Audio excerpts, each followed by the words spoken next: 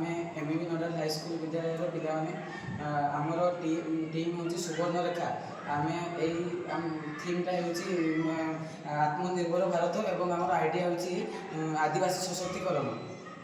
आदिवासी शक्तिर अर्थ आदिवासी शक्ति होଉଛି आदिवासी समाज शिक्षा स्वास्थ्य और आर्थिक निर्णय ग्रहण कर निजर अधिकार को नहीं सचेतन कर स्वावलंबी और आत्मनिर्भर कर।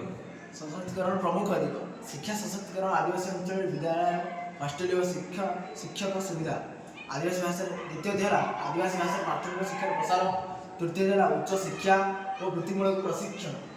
दुई सामाजिक और सांस्कृतिक सशक्तिकरण आदिवासी संस्कृति नृत्य गीत उत्सव और भाषा सुरक्षा देवा।